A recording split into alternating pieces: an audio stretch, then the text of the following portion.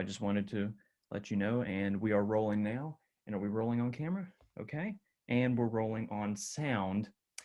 So thank you again for speaking with me today. I'm very excited to learn about you and about your campaign because it is fascinating for a multitude of reasons to me. And I will explain why as we go on. So first, can you describe your upbringing and what led you to public service? Well, I would start with saying that I am adopted by my both of my grandparents who I've lived with all of my life. And they've always just kind of taught me to be out there and give to people whenever I can give and help when I can help. And they've been one of the biggest factors in me wanting to run for public service because my dad's pretty well known around the community as well. So I would like to continue on in a lot of the things that my parents do. And then as a person who's younger and is looking to go towards this, I also know that I have my own ideas that I can bring and implement that I feel like would be really beneficial to the community as a whole. But I had a really nice upbringing, if that's the way you want to look at it. And I'm blessed to call the people that I did call parents, because I think they brought me up pretty well. Absolutely. And I want to know, I want to learn more about those ideas that you mentioned. Um, Really quickly, I want to ask though, you said your father was well known in the community. Mm. Who was your father? His name is Larry Campbell, but he goes by the name of Moon. But he's kind of always been around like the Oxford School District and the Fayette School District, and Okay. then he's like various jobs throughout the city. But Okay. he's known as the 12th man, or Mr. Moon, as everyone calls him. So Okay. Okay. Um, it is definitely, you mentioned youth, and I was thinking the other day about how unique it is that someone born, and correct me if I'm wrong, after 9/11. Were you born after 9/11? yes, Someone sir. born after 9/11 is running for an elected office right now. That is astounding to me. Why run now? Well, right now, if I'm honestly speaking, it's just been based on a matter of different things. And I like to pride myself on looking at everything from different perspectives as well. So the decision to run was one well thought out as well. I will say that.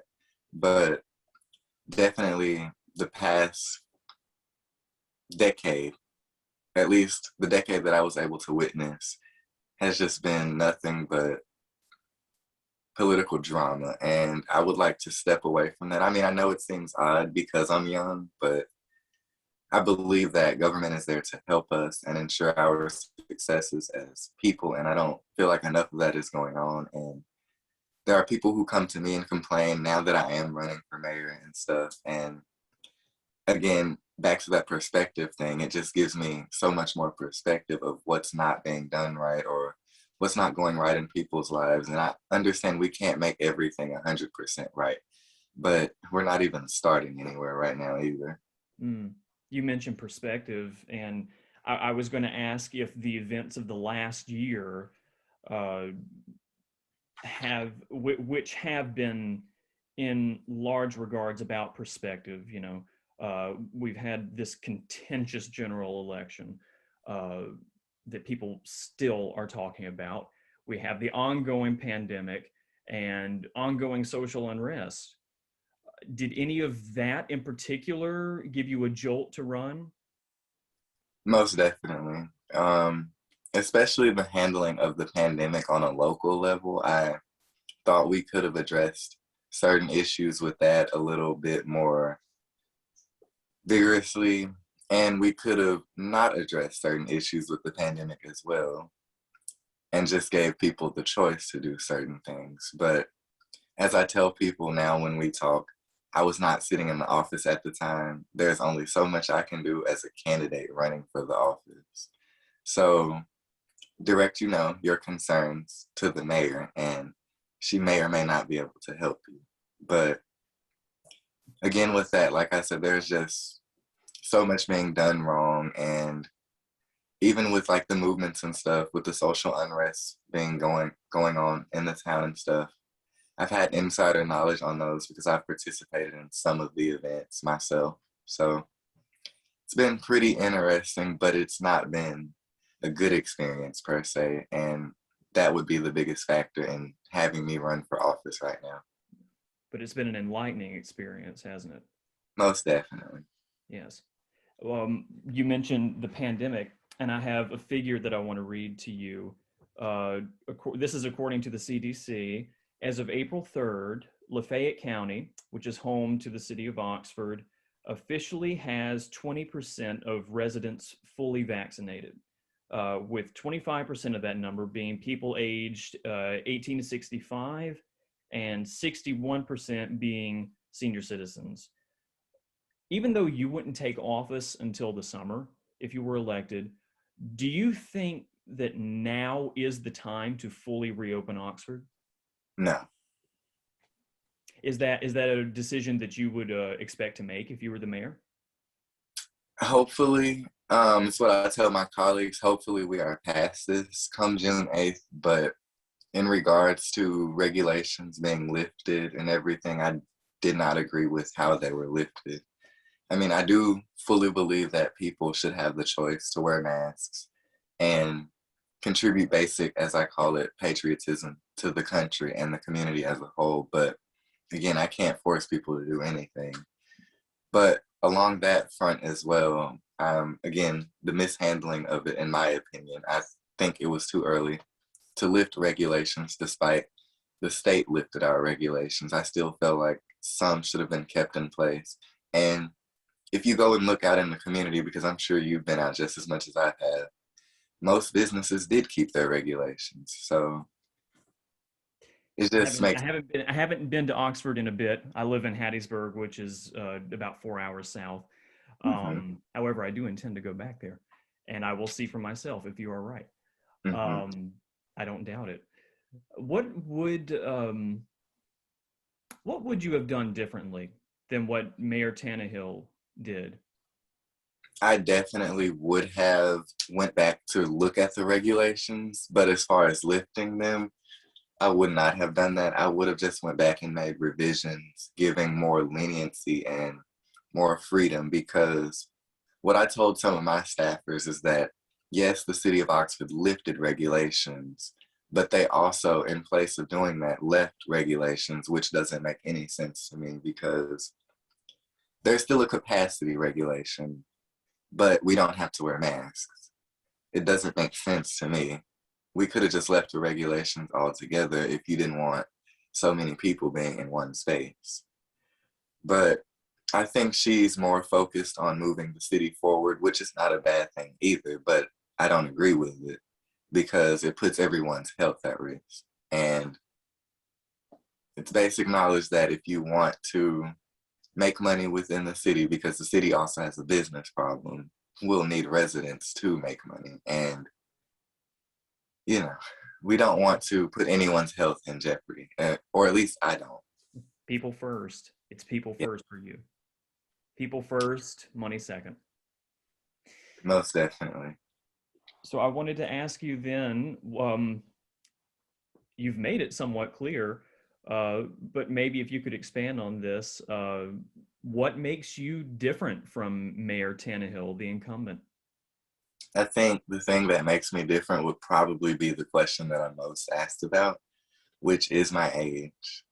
And honestly speaking, I can side with older people in saying that I may not have as much experience in a career field, but life experience is different. And I think we don't have enough public leaders who lead by life experience more so over policy.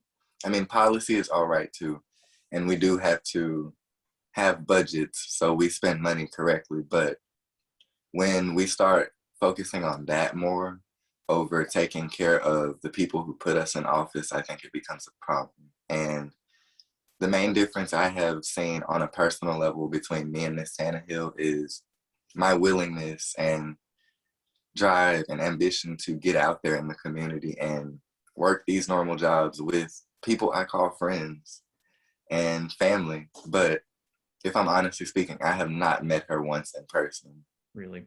Or seen her outside of City Hall. Really? Not in any of my communities anyway. Oh, okay. What should a leader be? I think a leader should be someone who leads by example and not someone who is not available when you need them, especially with all of these ongoing crises that we are facing right now. I mean, some are small, some are big. Whether or not, she wanted this position, so she should be there to help her constituents, and I just don't think that she's there. Yeah. And I don't know if it's because of the campaign itself or if it's I wonder if it has to do with this. She is the incumbent mayor, elected 2017, was elected as a Democrat, dropped her party label earlier this year and is now an independent. And I believe you're an independent as well. You're running as an independent.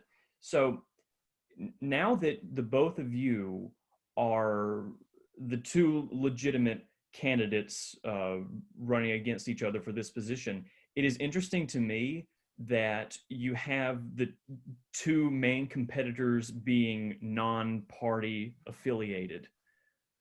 What do you think that says about the state of politics in your community, if anything? I would say that it's a good thing that that she dropped her affiliation and that I am running as an independent. And like you said, we're both the sole front runners in this race.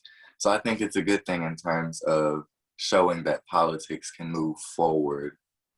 Now, don't get me wrong, because there are Republicans and Democrats running in the aldermen, so there will definitely have to be bipartisan leadership.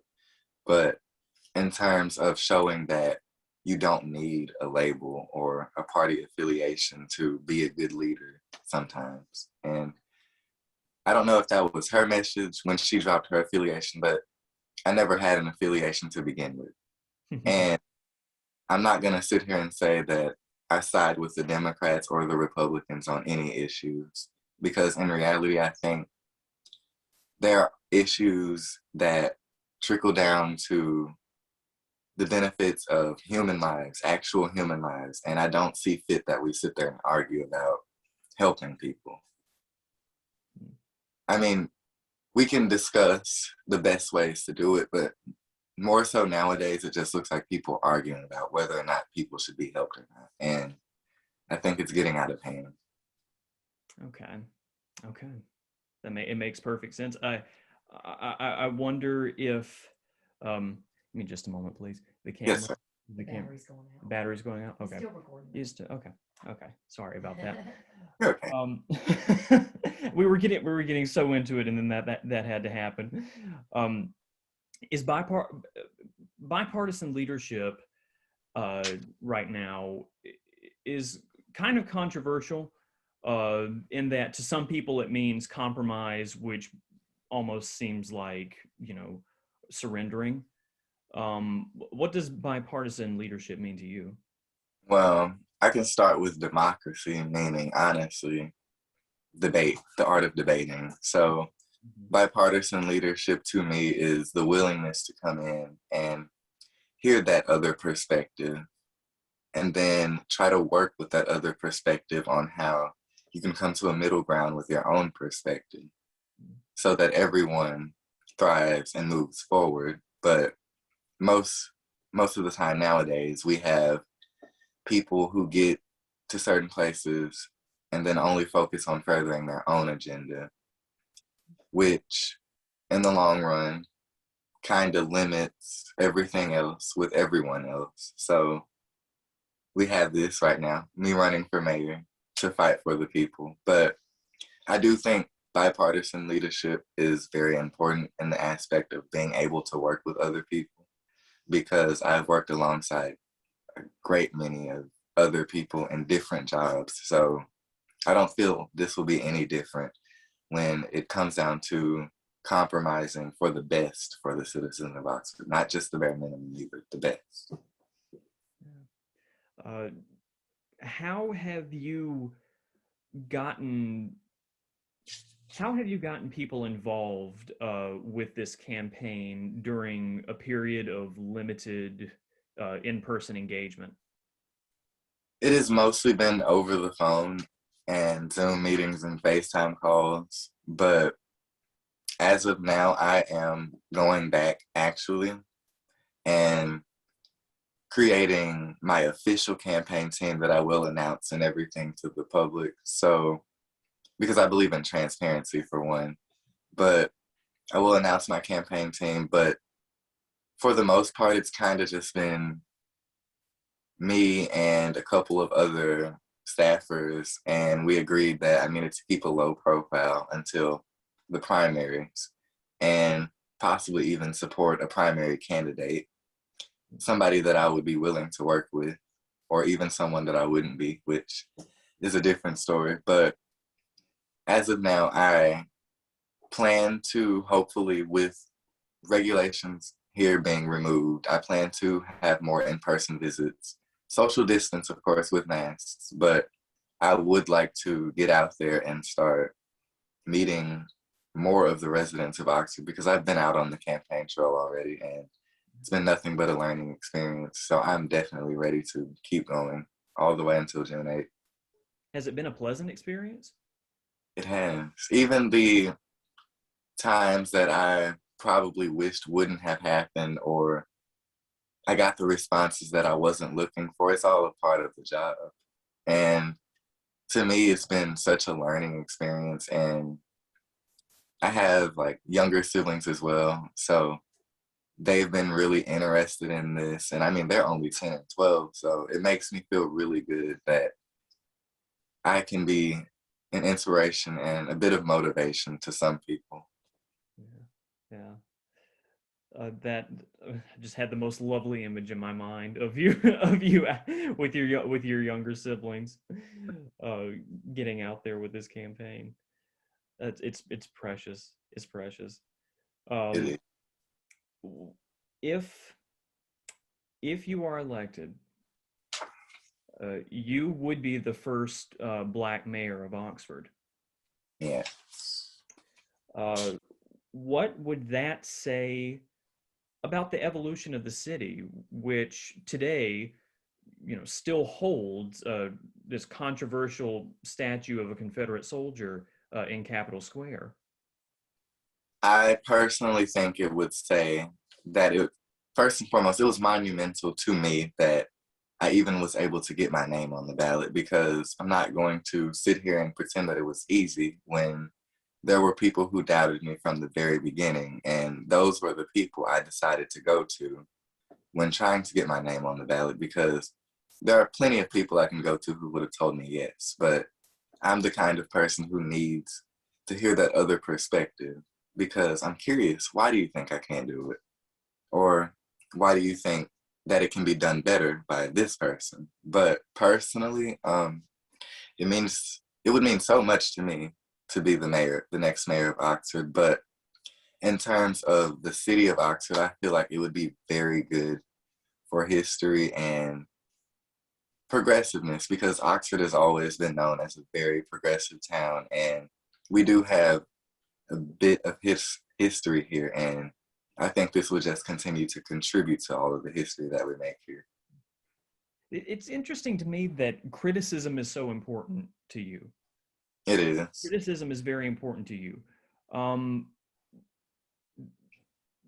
it, does that make a good leader? I think leaders should be focused on all of the things that the people who put them in office feel like they aren't doing right, because I mean, we don't have too many people praising public leaders right now, but Well, I think we've had a very big public figure of late who would just any criticism. No But I criticism. think criticism is a big part of this career field, especially, but any public career field. And I believe that criticism makes the better candidate. I'm not saying you need to respond to the criticism, but you should take it into account and question, am I doing this to the best of my ability the way I could be doing it, or am I not, like they say? And personally, like I said, I feel like our current mayor has not utilized her past 4 years in a way that a leader should in moving the city forward. We're actually losing businesses, and we lost a great deal of lives due to COVID this year. So Do those you, are all things I would just like to move past from. yeah. Do you know, do you have a figure about how many businesses, how many jobs and businesses were lost in the city due In to the city, I do not have a specific figure, but I can personally say that I know that lots of businesses on the eastern half of our city have went out of town. And if I'm being completely honest with you, that left only 4 restaurants on that strip of road in the town. And then everything else is located on our side of town where the college students are. So, of course, but my focus is we can't solely focus, or we cannot solely continue to focus on the college students. Don't get me wrong, I'm a college student, but there are people who live here year round who struggle day in and out. And I know some of these people personally as well. So that's why it hurts me on a deeper level, because even Robin, she's also a full-time resident here. She's not a college student. So you would think on a more personal level that she would contribute to that aspect of the city and ensure that that aspect of the city is moving as it should be. But she generally only caters to one portion of the city, which is the college students. And that can be seen in her removing mask mandates and proposing that it's okay to go to a bar, which is not right now. But personally, I think that we should take more time to focus on every group, limit the amount of time, and not focus so much on one, because we're all one in my eyes. It's And interesting. It's interesting that an adult, that you say an adult who's running, an adult, I don't mean to separate you from an adult, forgive me, yeah, okay. that the incumbent is focused so heavily on college students, and here's a college student running who is saying, no, everybody, think outside of this, of this box.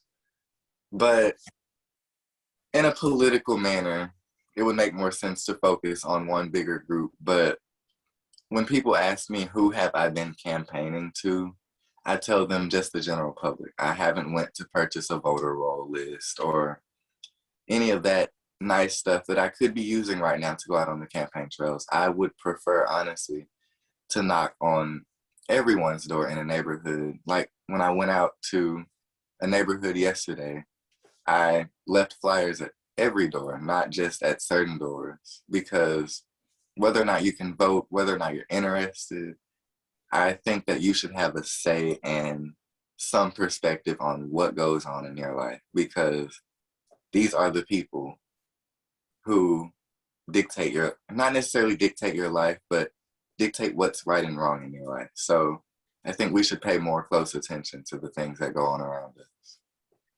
What are three the three biggest goals that you would like to achieve as mayor? Yes.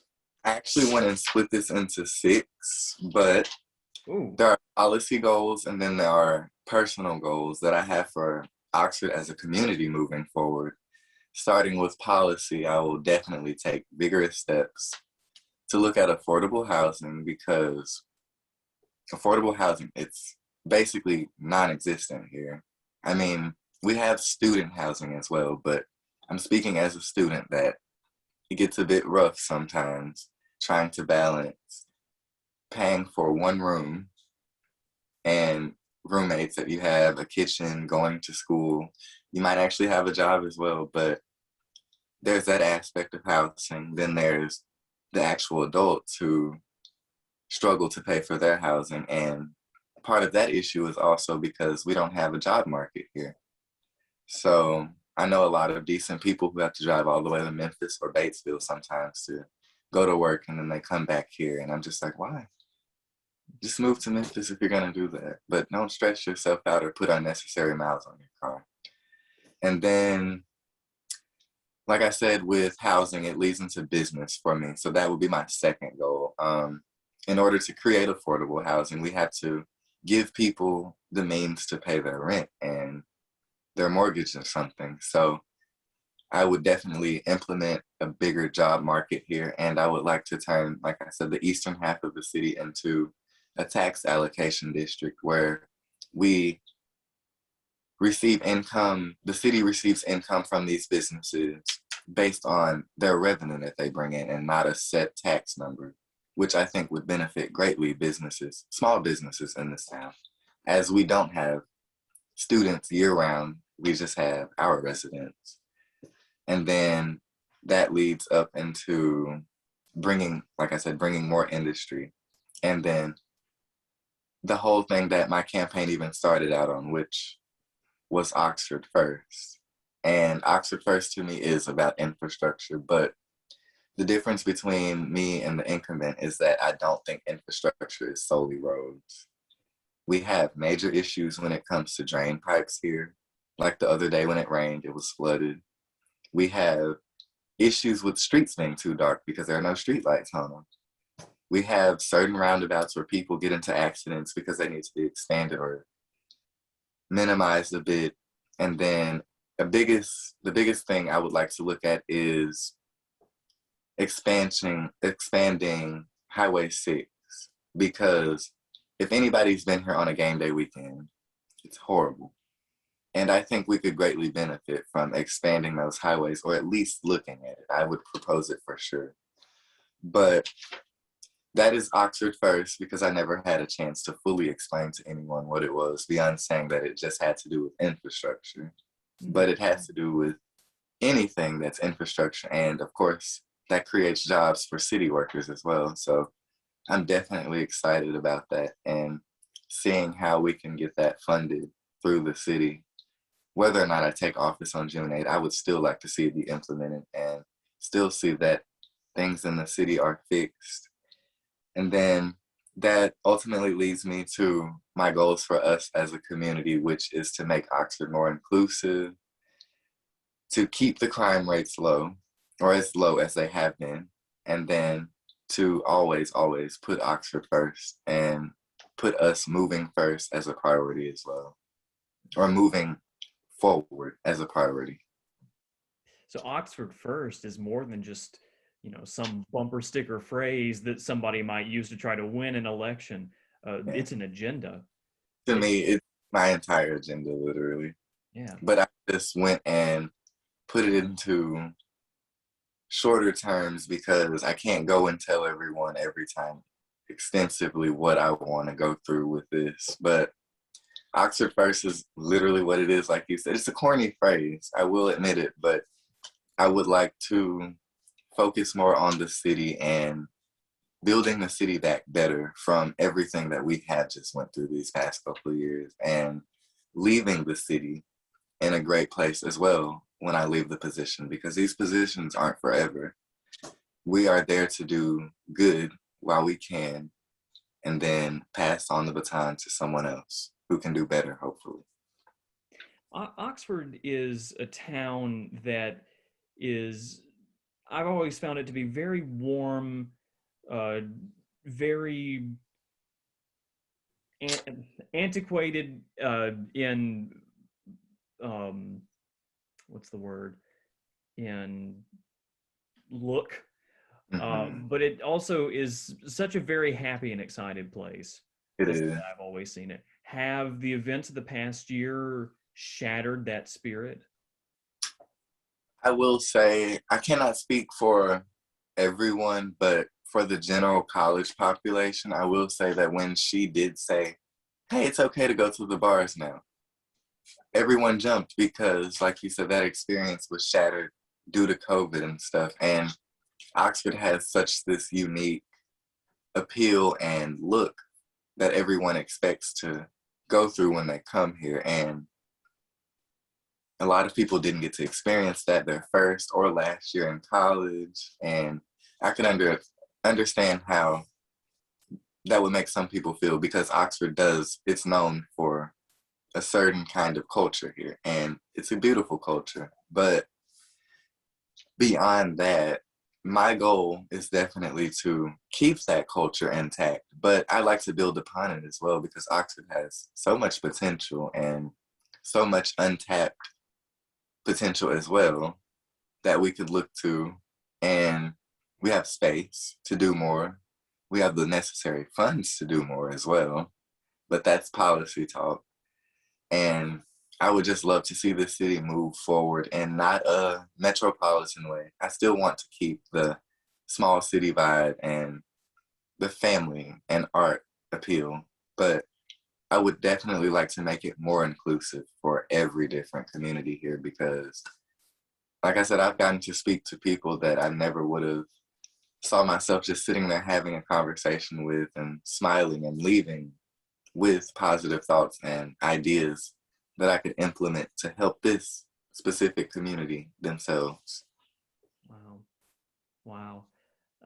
That leads right into what I was going to ask you next, which is, what do you want the impact of this campaign to be?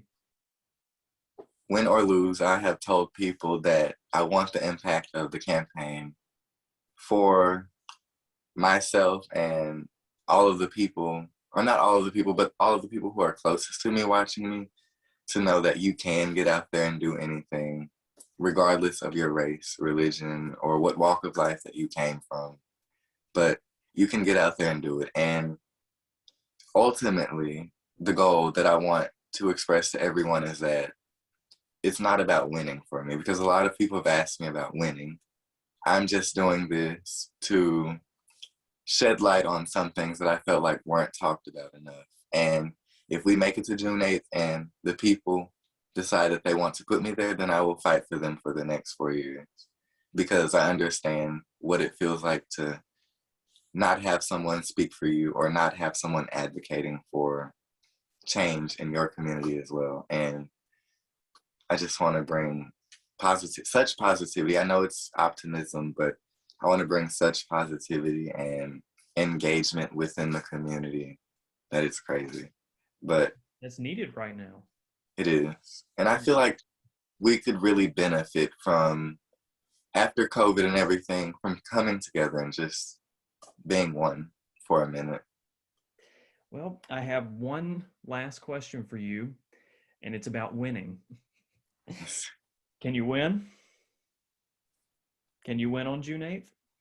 I do believe that I can, but I have not been basing my thoughts around it. But if I'm honestly speaking, I do believe that I have a pretty good shot. That's a good spirit to have. That makes me feel really well, but also in terms of June 8th, like you said, well, when I win, it's all work after that. So Right. that's what I've been trying to transition into, because I like to plan ahead. Like I said, regardless of if I win or lose, but I have been planning policy things and proposals that I like to propose, because I want to hit the nail hard after June 8th. Yeah. Yeah.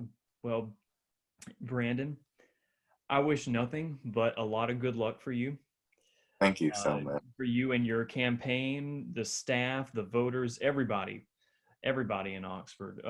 You are incredibly humble, incredibly thoughtful, incredibly calculated, and you have a remarkable spirit. And Thank you. I feel like you need to know that. Thank And you so much. I'm going to stop recording real quick, and you can stop recording as well. And